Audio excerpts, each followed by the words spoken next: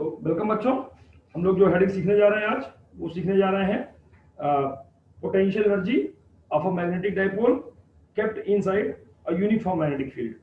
चलिए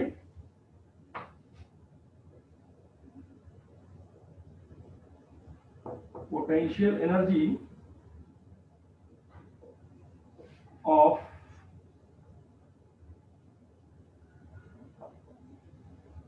magnetic dipole in uniform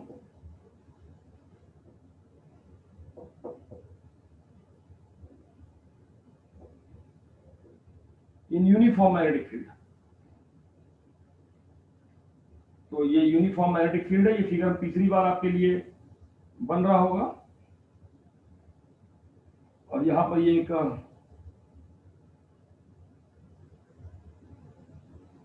magnetic dipole है, इस पर एमबी फोर्स लगता है।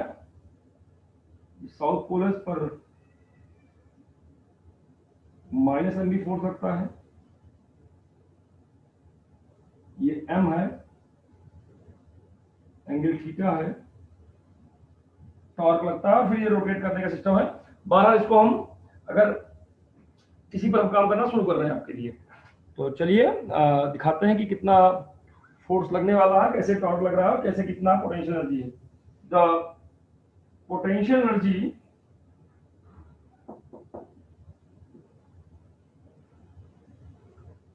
Of magnetic dipole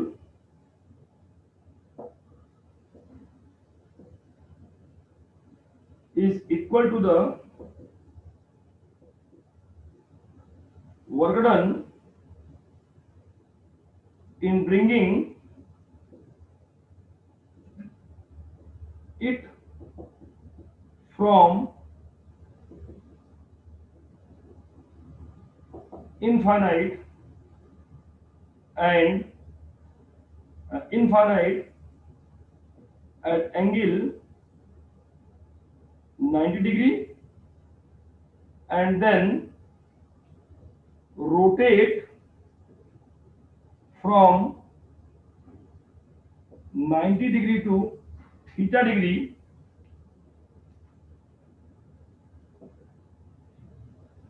inside field। तो टोटल जो पोटेंशियल एनर्जी होती है U, ये वर्डन के बराबर होती है। और यहां दो वर्डन दिखाया जा रहा है, कौन कौन सा? Where W1 that is work done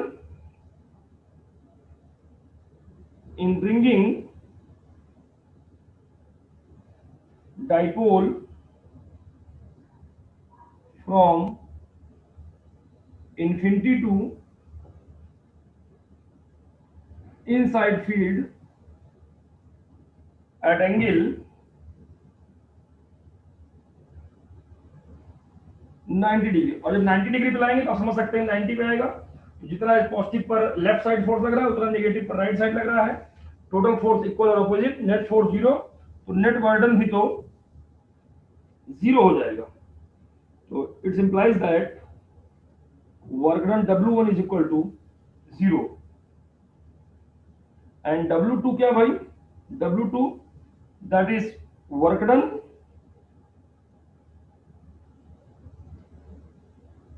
in rotating dipole from 90 degree to theta degree inside 90 degree to theta degree inside uniform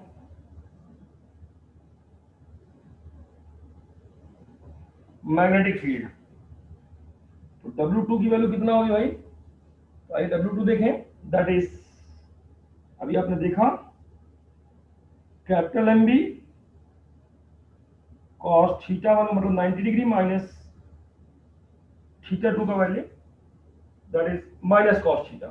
तो इसकी वैल्यू क्या आ जाएगी कुल मिला करके, minus M B cos theta, ये आ गया। तो आप समझ सकते हैं, hence potential energy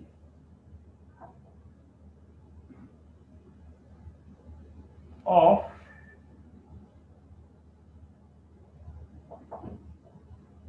magnetic dipole inside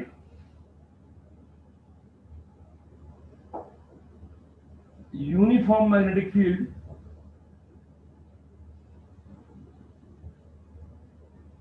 U, that is 0 plus minus of mb cos theta, that U becomes minus mb cos theta,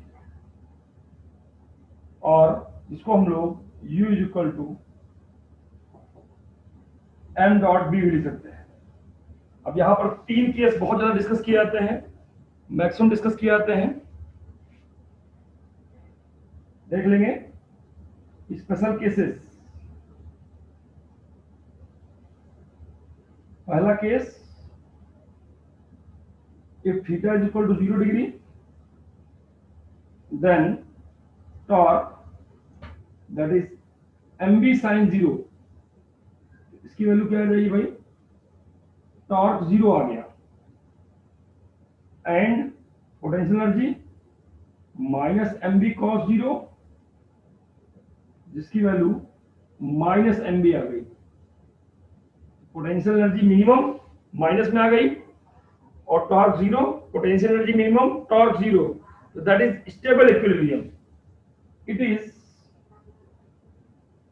condition of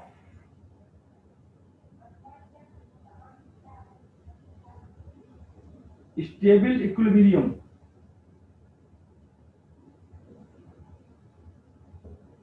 Condition of stable equilibrium.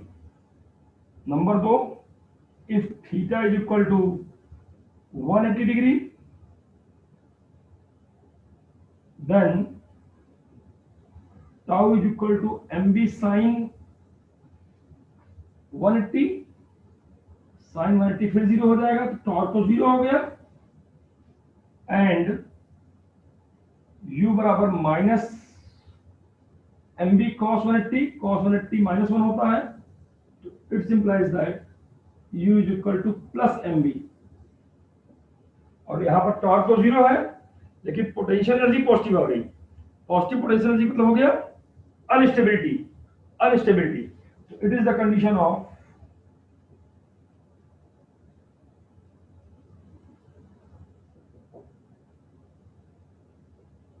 Unstable